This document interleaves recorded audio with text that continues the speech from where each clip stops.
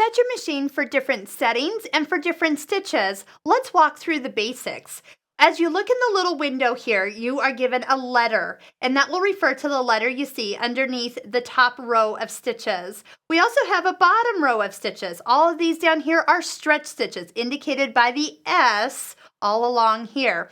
So here's how we set it up. So for a straight stitch, we're on letter A. As we stitch, we find ourselves just sewing along with the ability to make it longer or shorter with the stitch length knob. Our longest setting is 4.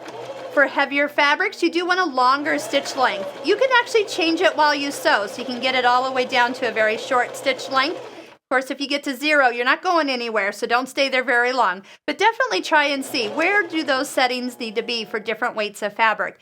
As I go to a lighter weight fabric, choose the shorter stitch lengths down to 2, so it has a nice close stitch to hold those fabrics together. Next, make sure your needle is up out of the fabric before you change the setting for the different stitches. As we go to B, B is our zigzag.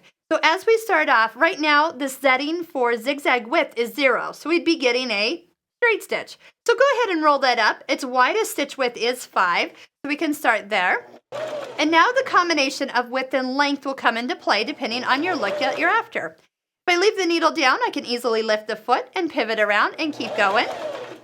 And then turn. So you can see we have a medium, actually that's the widest zigzag, but a medium stitch length. So we can actually change the width as we go, so we can get a narrower one down to very small and all the way back up. We could also set this up so as we make our stitches closer together, we're actually turning this into like a satin stitch. That's a really pretty stitch when you get it close enough together that those stitches touch. Now in our accessories, we do have a foot that is best suited for satin stitching. The satin stitch foot, kind of like a shorter version of your standard foot, but underneath the cutout behind where the stitches are going to come out is got it so there's room for them to flow and they won't get hung up and piled up like they can on this particular foot. So if you're doing any satin stitching, that's great for applique. Switch to this foot. It comes with your machine and that's awesome. All right, let me try to make this even prettier yet. Get a little closer. I'm kind of pushing the limits because I don't have the satin stitch foot on. That's why we'd switch. Lift it up, we'll pull it out and let you kind of see what the changes made it into. See, as I made it closer and closer, I got it prettier right here down at the very end of where I was stitching.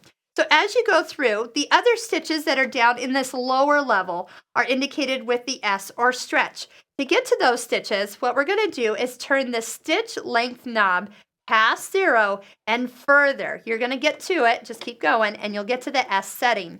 Now when I look at the window and it says B, I will be getting the stitch below the B letter. So that's actually a triple zigzag. I'll show you where that's really used.